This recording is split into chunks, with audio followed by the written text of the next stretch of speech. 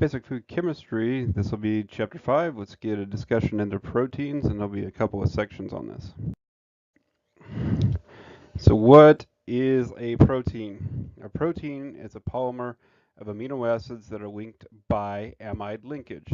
Okay, and so we'll go over these in a little more detail, but let's start with the functions of a protein. If you look nutritionally, you talk about growth for muscle growth, all these kind of things. Obviously, digestion, metabolism, production of enzymes, production of antibodies, all those things become vitally important. But also, it's the physical structure in foods we think of like cheese. There's a little bit of protein in bread or gluten. As a foaming agent, gel formation, there's a lot of different physical structures we use proteins for in food. So here, just want to look at some amino acids and what they are. So the one on the left is glyceraldehyde. The one on the right is alanine. So what kind of groups of amino acids are there? There's aliphatic, hydroxy, acidic, amide, basic, sulfur containing, aromatic, and in secondary. We're going to show some examples of these. So the aliphatic amino acids, basically you can see here, would be like glycine, alanine, valine, leucine, and isoleucine. So these are 5 of the 10 essential amino acids you actually find for humans and animals.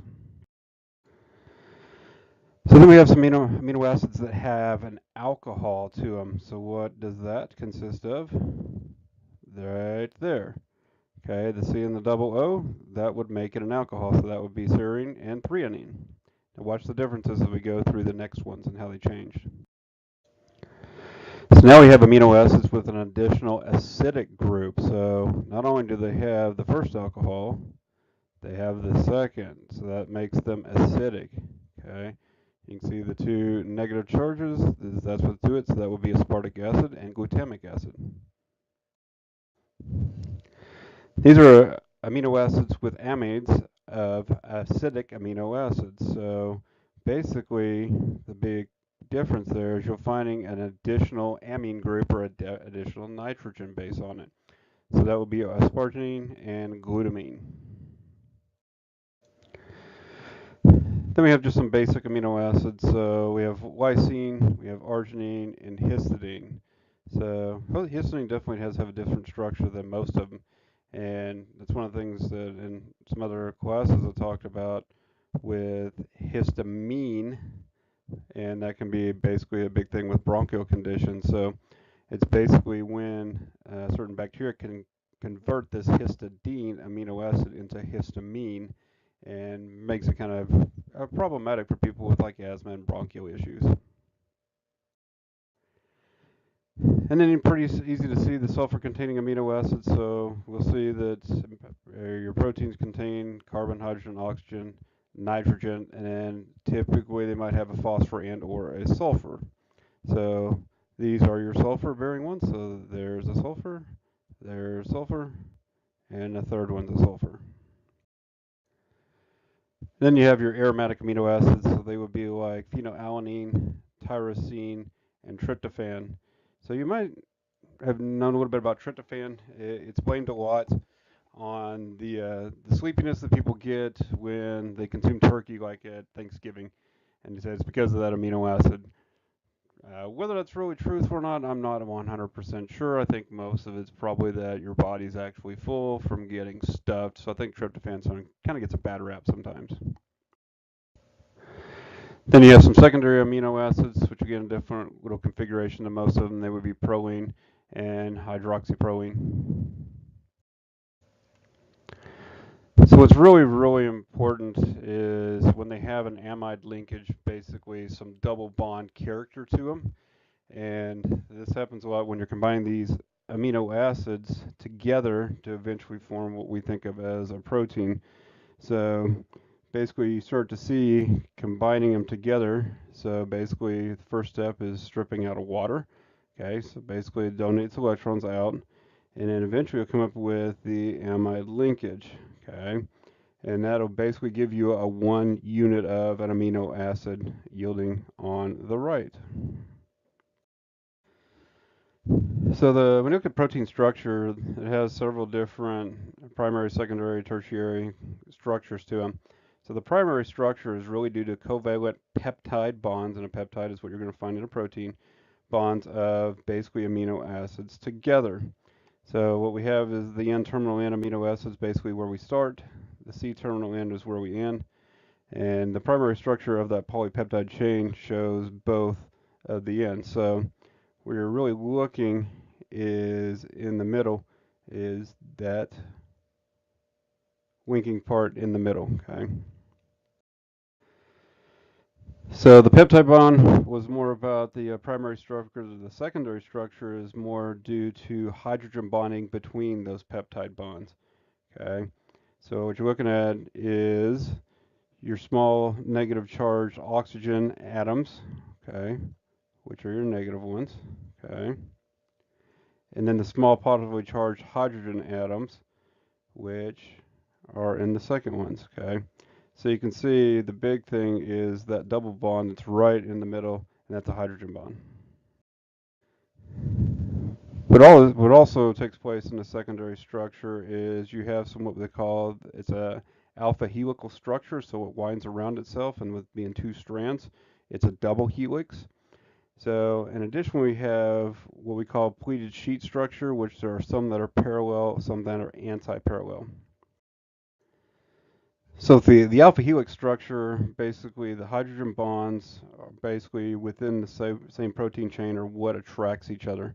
So you can actually see the helical structure that's around. It's almost like taking this round and round as you see me drawing, and actually then there's double of them. So basically it's two alpha helixes together. Okay. So as a link kind of this, when we talk about mad cow or BSE, this prion causes an unnatural unfolding of that protein, which basically it uncoils, and that's what accounts for the sponge-like look in the brain. Okay, and so you can actually see some of these double bonds in here that we're talking about.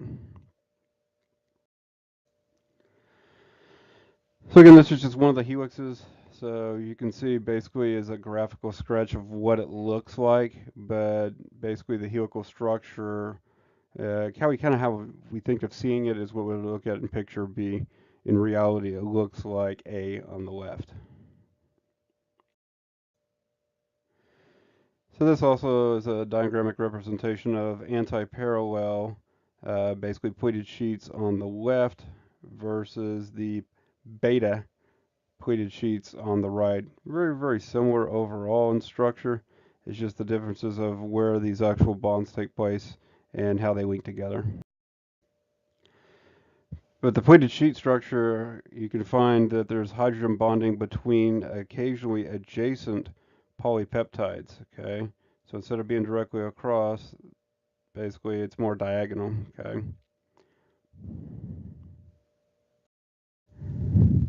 As opposed to the anti-parallel pleated sheets, the hydrogen bond basically is between adjacent polypeptides, so beta carotene or silk fibroin, okay?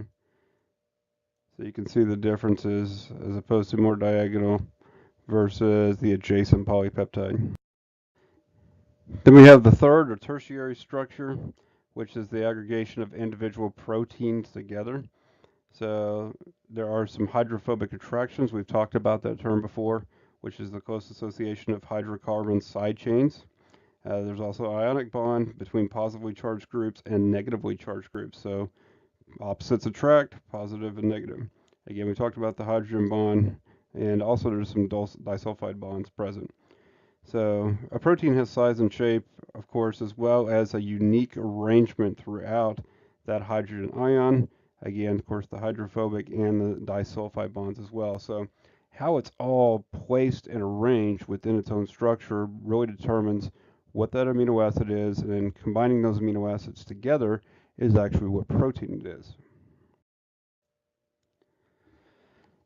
Also in that tertiary structure, there's bonds which stabilize that, not only the tertiary, but the quaternary or the fourth structure of the proteins. So there's some electrostatic interaction, again, more hydrogen bonding, more hydrophobic interaction, and then there's the polar dipole interaction, as well as disulfide linkage. So those are additional things which help bond the structure together. So this, if you look at the tertiary structure, basically linking these amino acids together, and you can kind of see this, the alpha helix kind of wound back around. You can see all the different types of bonding that takes place. Some of them are closely assimilated, some are a little further apart. And that's how we designate different types of amino acids and proteins. So this is what happens between the side chains of amino acids. Again, the covalent bond or a disulfide bond. So you can kind of see here we have, covalent bonding together, but dehydrogenation means we're removing those hydrogens, and what do you get? A disulfide bond, okay, plus the water coming out. So this just shows you another picture of the attraction force among hydrophobic groups in amino acids. So again, showing some of their structure and some of their bonds. And then we get down to the quaternary structure. Again, knowing that the protein has size and shape that's pretty unique. Again, because of its arrangement of the polypeptide chains, how they're linked together. So when we aggregate several of these peptide chains and we're forming a definitive molecule by the ionic bond it has, the hydrogen bonds, and or any hydrophobic bonds that are present. So let's just cover some basic information about proteins. So if you think about proteins, basically it is an indispensable component of living matter. We've got to have it to survive. Again, if we're all DNA based, DNA is linked to amino acids linked to protein. So it's our structural component as well as creating things like enzymes, also like our immune system, so the immune antibodies, those are all protein based. So a lot of metabolic events in any living organism. So there's going to be obviously some things involved in muscle contraction, others that are involved in metabolism. There's your antibodies. So your plants can actually synthesize proteins from, as long as they have a source of nitrogen, carbon dioxide, and water, especially those that are legumes. So things like soybeans, peanuts, those kind of things. They have little nodules on their root that actually fix atmospheric nitrogen. They combine it with CO2 and water, and they can basically synthesize their own proteins.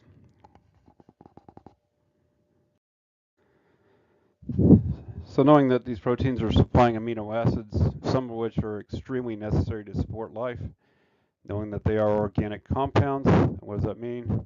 They contain carbon. So because of their structure and how much actually goes into a protein, they have a very high molecular weight.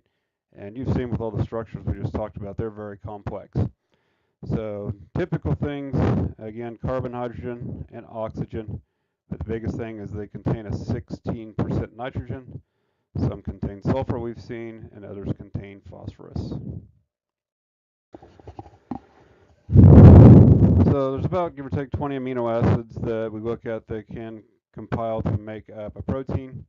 2 are amino acids, so those are proline and hydroxyproline, excuse me. And then you have the primary alpha amino acids. They have an amino and a carboxyl group connected to the same carbon atom. Okay, I'll show you that. And then your peptides basically are a result of the formation of your peptide bonds themselves. So what we call polypeptide chains that are all linked together that make up the protein.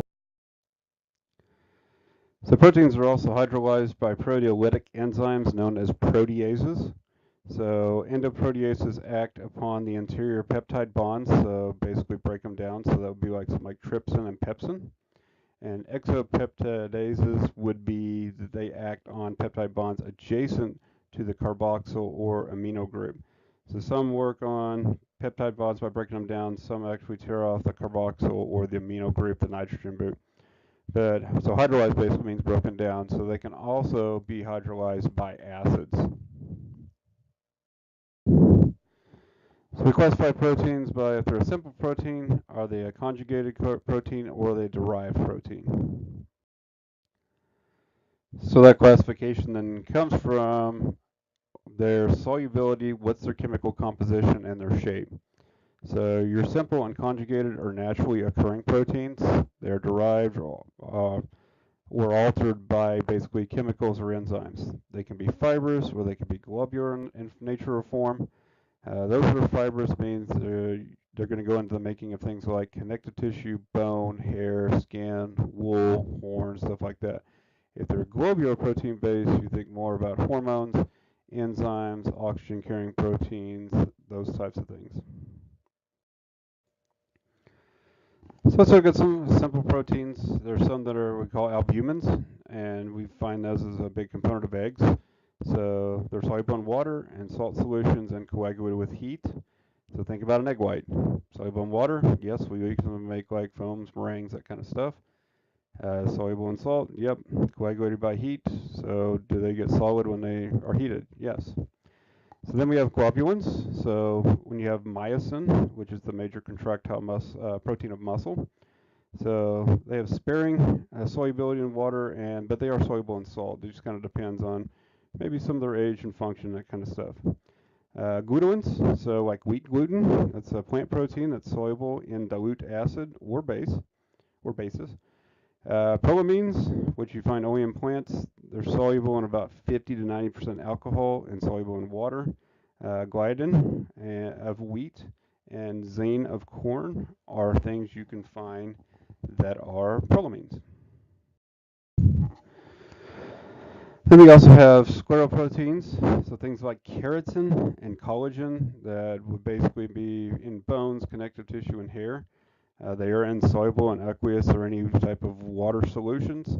We have histones, which is actually found in the pancreas and the thyroid gland or thymus of cattle and other species. They're pretty basic proteins in animals. They are soluble in water, but they do contain a lot of arginine and lysine. And then we have protamines, which are the sperm cells of fish. So your conjugated proteins are somewhat more complex. The amino acid structure is combined with non-protein moieties, like maybe a carbohydrate, a lipid, a nucleic acid, something like that, to make their structure a little more complicated compared to your simple ones. So here's one, a conjugated protein is a nucleoprotein. Again, is a combination of protein with a nucleic acid. Frequently, it's combined with histone or protamine. You're going to find it in cell nuclei as chromatin material.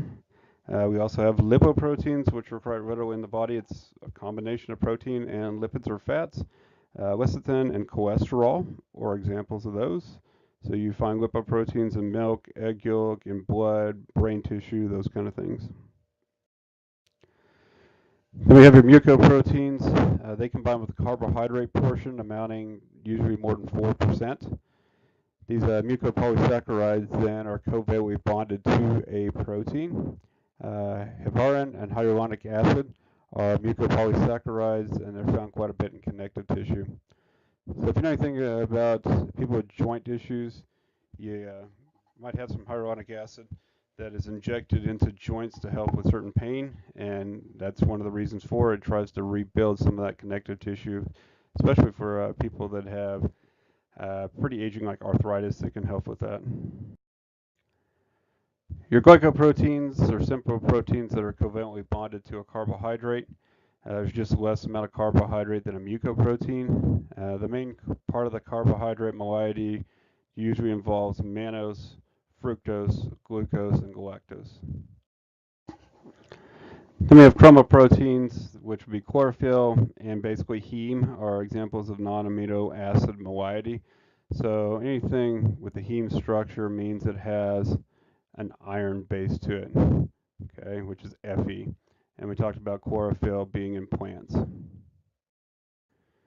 So a derived protein is a protein that has been altered or changed, usually as a result of hydrolysis, by some type of physical agent.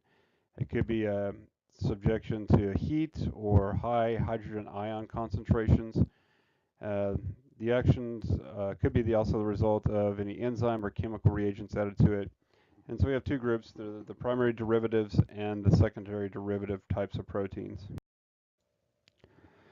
So these proteins have been slightly modified by action of whether it's a water, an enzyme, a dilute acid, or an alkaline.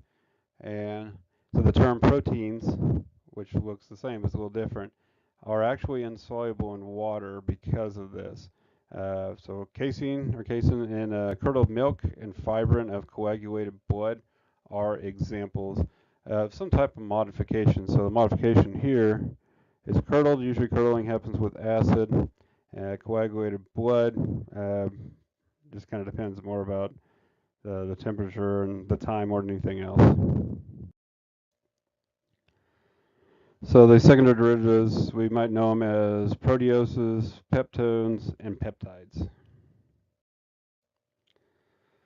So again, make sure we understand the peptide bond we talked about previously. Again, it's that basic linkage of the protein structure.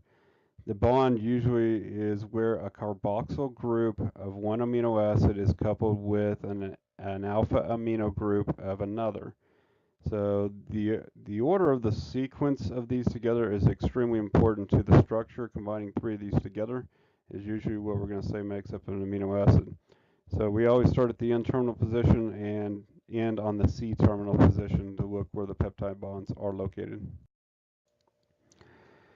As opposed to a hydrogen bond, which more goes into the secondary structure again, is between the peptide bonds and responsible for much of the folding of the peptide chains. Okay, so when you compare it to a covalent bond, these individual hydrogen bonds are rather weak because hydrogen, likes to donate its electrons. So if your protein has enough hydrogen bonds, it gains strength. Okay, when it loses them, obviously it gets weaker.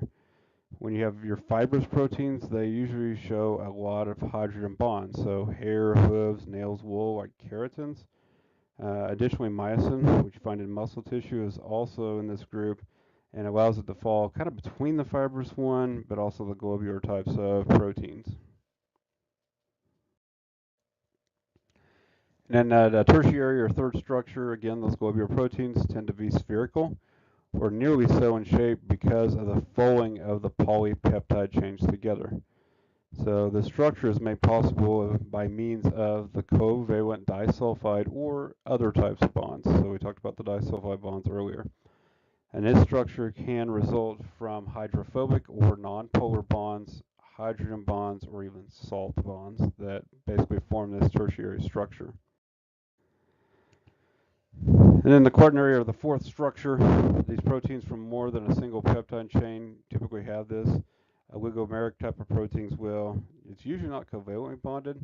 And so an example of this is hemoglobin. So hemoglobin is the pigment and the protein you find in blood, the one that makes it red, and two, it has an affinity for oxygen and carries it through the body. So basically once you combine the secondary, tertiary, and quaternary structure, now we actually confirm what amino acids are there, aka what type of protein is there. So let's look at where we find some proteins in foods to end this section of chapter 5. So eggs obviously contain protein in them. Of course, we have the whole egg itself, and then we have the yolk, and we have the whiter albumin part, and they have different compositions. So one half of the solid that is in a yolk is actually lipid or fat, but there are some lipoproteins that are present, as opposed to the egg white is overwhelmingly mostly protein. So the ovalbumin is most of that, about 50%, and then there's going to be some conalbumin and some ovomucoid that's there. Also contains some lysozyme, about 3.5%, that has some antibacterial properties, antimicrobial components. So you can see both of them have some protein, but it's actually the egg white that has more than the yolk. Obviously fish. Fish is going to be very similar protein to what you'll find as myosin in muscle. Tropomyosin it does have in smaller amounts comparably, but very similar. That's the end of chapter 5, part 1. You should have part 2 to go over. So complete any quizzes in Canvas and any other assignments.